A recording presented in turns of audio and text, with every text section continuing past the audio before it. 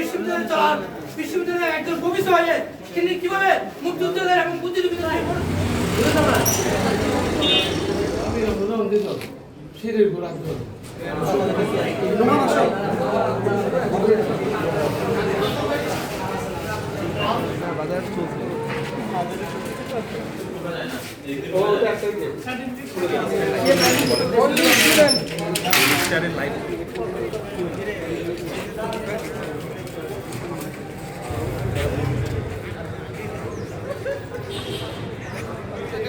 উনি অ্যাকাউন্ট ওনাকে টেনে হিস্ট্রে আমরা তো নামাই নাই, এটাও অনেক বেশি।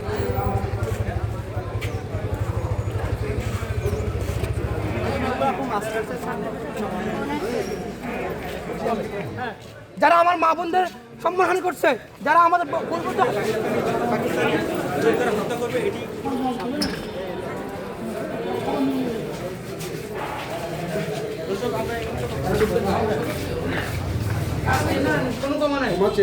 ওনাকে পদত্যাগ করার পর উনি যেহেতু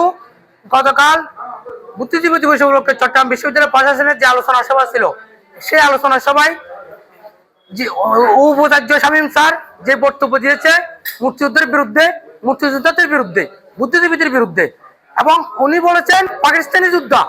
যারা আমার মা বোনদের ইজ্জত লুণ্ঠন করছে, আমার ভাইকে হত্যা করেছে, আমার বাবাকে হত্যা করেছে, আমার পূর্বপুরুষকে হত্যা করছে, তারা কেমনি মুক্তিযোদ্ধা হয়, ওনাকে ওনার এটার ব্যাখ্যা দিতে হবে। এবং শুধু ব্যাখ্যা দিলে হবে না, ওনার থেকে নিঃশর্ত কমাচ্ছে ওনাকে বিশ্ববিদ্যালয়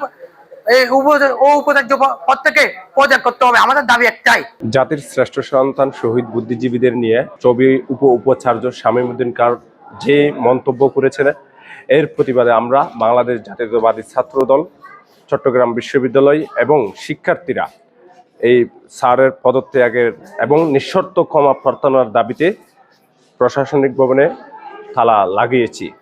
যতক্ষণ পর্যন্ত উনি ওনার বক্তব্য প্রত্যাহার করে নিঃশর্ত ক্ষমা চাইবে না, ততক্ষণ পর্যন্ত আমরা এই প্রশাসনিক ভবন থেকে তালা সরাবো না। আর স্যারের উদ্দেশ্যে আমরা বলতে চাই, এই দেশের আলো বাতাস এবং জনগণের ট্যাক্সের টাকার বিনিময়ে উনি যে প্রশাসনিক সুযোগ সুবিধাদি গ্রহণ করে এই দেশের জনগণের বিরুদ্ধে, এই দেশের শ্রেষ্ঠ সন্তানদের বিরুদ্ধে পাকিস্তানপন্থী কোনো মন্তব্য ছবির শিক্ষার্থীরা গ্রহণ করবে না।